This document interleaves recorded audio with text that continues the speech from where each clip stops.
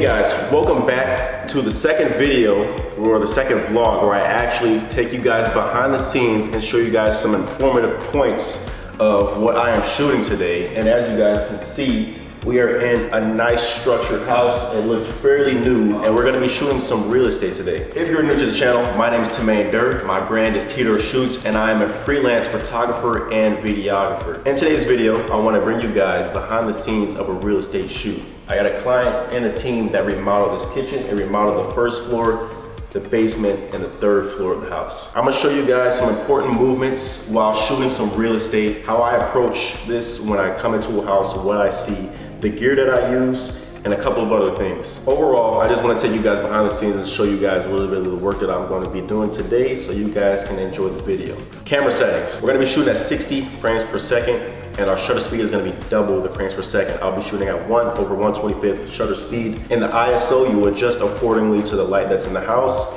I can turn my ISO almost all the way up if I want to, as I'm filming on my Canon R6, because there is no noise with the ISO all the way up. However, you would want to stay typically in the range of 100 to about under 6400 ISO. Inside your camera settings, you would also want to adjust your custom white balance. I'm gonna show you guys over here. If I go to my white balance, about 3000 Kelvin, it's gonna be pretty cool. But if I turn this dial a little bit and I get a little bit warmer and start to see those neutral colors coming back in. So it looks like we're gonna stick around 3800 Kelvin, adjust the white balance, and then we are about set to go. For each and every room, the color will be a little bit different, so I will adjust it a little bit accordingly, but the walls overall around the house are essentially the same, and the lighting is nearly the same. As you guys can see here, we got windows with no blinds and no curtains. So we're gonna allow a lot of that natural light in, so the light will typically almost stay the same in every single room. The sun is not beaming too much in here, so that is pretty good, so we don't get any harsh overblown spots in the house, and each shot is gonna look as smooth as possible. I'm doing this real estate shoot with the Zion Crane 3S. The Zion Crane 3S has 3 strong mobile axes, allowing for various movements. And I really love Zion because they have 2 handles right here, rather than DJI, which only has about 1 handle. But the 2 grip points, it allows for me to film in various movements that are typically harder than filming with other gimbals, and obviously filming by hand was not gonna be as stable at all. I would want my footage to be very stable while filming with this gimbal for real estate shoots, because you want your shots as smooth as possible. Some of the main movements I'm gonna be doing inside of this house for a real estate shoot, many movements I'll be going through many rooms, will be the push-in movement, as if I am pushing into a room, acting as if I'm the viewer, you guys going into the room with me to make it more appealing. Some other shots and movements that I may also include is a tilt down and potentially a pan. Tilt down, or tilt up, or the tilt down. I barely do any panning yet, simply because I typically like to move in a semicircle to make my movements as smooth as possible, to create that illusion of a very smooth movement as going around the house. Think about composition, guys. When you go into a room and you see lines, you see symmetry, you want to capture those and make sure those lines are straight in every single movement that you are doing. Typically, you would want to get some foreground into movement and make some things a little bit cinematic, as if you're walking through doors or something like that. That's some movements that I'm gonna do throughout this house as well. With that all being said, guys, let's get into today's video, and I'm gonna show you guys the first couple of things I look for when I do enter a real estate shoot. Since I got everything set, I'm only gonna be shooting the first floor of the house and the walls of the house in the basement. I'll show you guys what I did before. I came in before about a month ago, and I shot what this house looked like before. I'll show you guys some of the movements that I did before, of what the house looked like before. And as you guys can see, it's definitely completely changed of what they did and how they remodeled the house. As we walk in today, I already basically did the tour of the house. I would walk in, the client will give me a tour of the house, and after they give me a tour, then I usually would start my shots on the first floor, which is the living room, the kitchen, the dining room area, and then sort of the second shots, I would make my way upstairs, and then doing the basement for the last of the shots. And this is talking about editing, so when you're editing the video, you would have the first floor for the first part of the video, the upstairs for the second part of the video, and then the downstairs basement outside shots for the third part of the video. We won't be shooting any outside shots at all for this video. However, I have shot a real estate video previously for this client where I didn't even get outside shots because the outside was not done, but essentially drone shots of outside is very essential. I do have a drone also, but we're not gonna be going outside today. As you guys can see though, from this dining room area, there are some items here that are gonna be pretty distracting that I wanna get out of the way. Now I did tell the client if they could move some of these items, but they said that they did not want to move them, just leave them there. They're just really focused on me getting video facing this way. They did redo the walls. In the previous video I did shoot this. So essentially I'm gonna try to hide as many of these items that are showcased over here on this table as much as I can.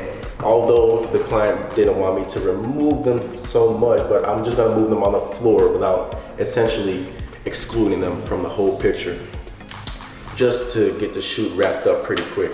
Because essentially guys, when you're gonna be shooting inside of a room, you don't want any distractions at all.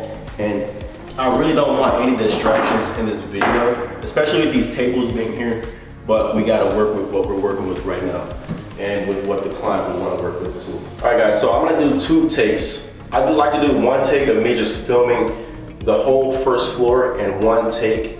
And then the second take that I do, I like to film each room individually. Because when I go to edit the video, I kind of like to either do it in 1 or 2 ways, which is just showcase the room very slowly by doing a tour of the house and 1 full take and speed ramping my way through the house. Or I would also have backup shots to where I can still include each individual room for each and every shot. Okay, and that's a correct white balance. So guys, this is how I started the last video, and I'm gonna start this video basically the same way. And now Alexa, you're just gonna have to be right behind me because you're completely in the frame. It's gonna be a test shot. I'm not practice run.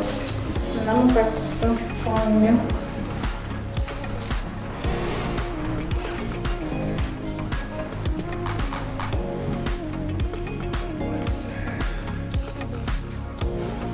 You're gonna have to be like literally right behind me.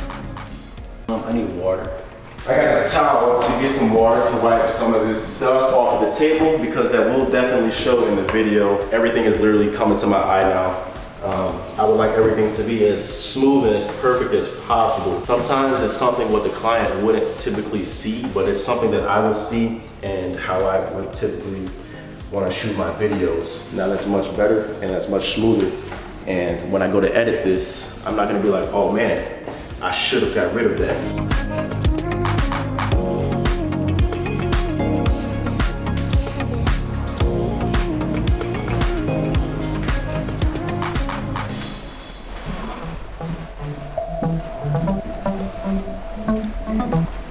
Really slow.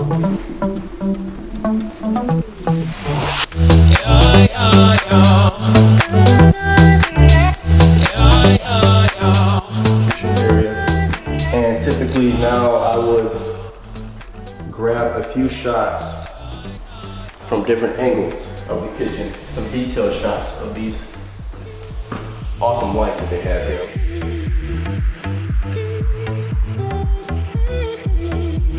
They do have some nice cool lights underneath these cabinets. We see how well I can showcase that because that's pretty dope and pretty cool too. As soon as I came in and I seen this whole area, I was like, wow, this is awesome. And then when he put the lights on underneath the cabinets, I was like, wow, that's even more awesome, that's dope.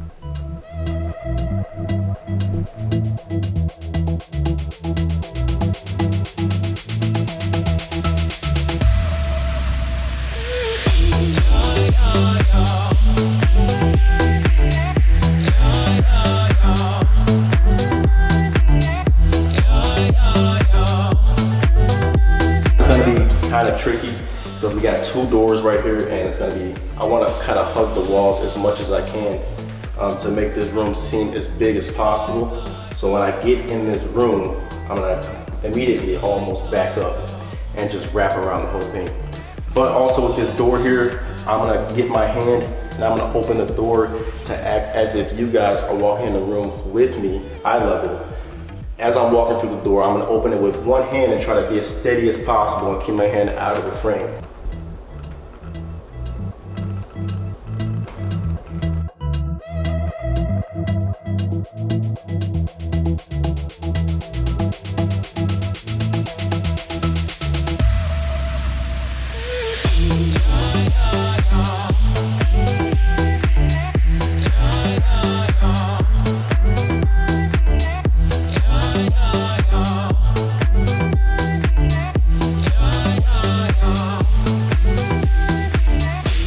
upstairs is done. Okay, now guys, I'm adjusting my Kelvin again as we go into the basement area for the last shot of the house. And it's just one big area of the basement, so I'll get about 3 angles of the basement hugging the walls, showcasing this huge basement. I'm yet to see what it looks like, so you guys are gonna get a first look with me as well. As we head down these stairs here, I'm gonna get my ISO settings right, my lighting right, and you can just follow right on behind me as we tiptoe right on down in slow motion.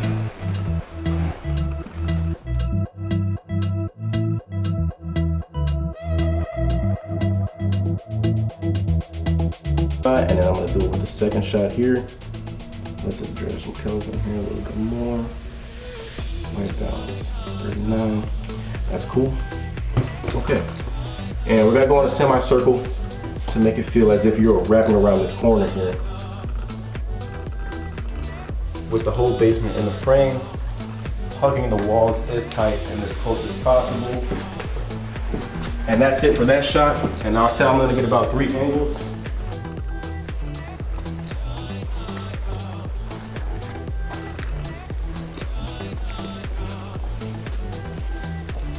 These 2 beams right here, guys, I completely nailed that shot as I kept those beams in the center of the frame with nice composition as I did a semicircle around this edge of the wall on this side.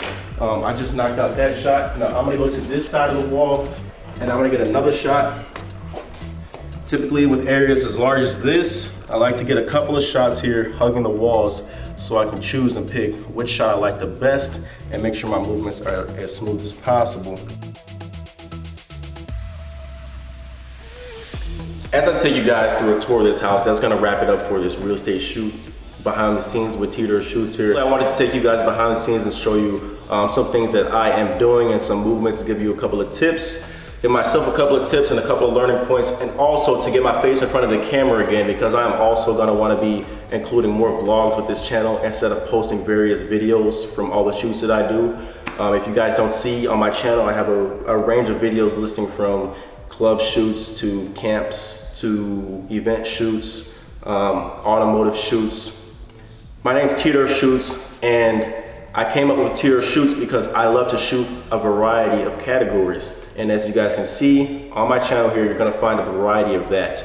As I get deeper into this industry, I will be niching down. However, I love to shoot a variety of things. So I hope all these things that I included in this video will help you guys. I hope it was pretty entertaining. I am gonna continue wanting to post vlogs because I have a lot of photographer friends, as I'm still taking some college courses, and a lot of people out of Chicago as well, and a lot of ideas that I want to put on this channel and include in this channel to get this channel flowing and growing.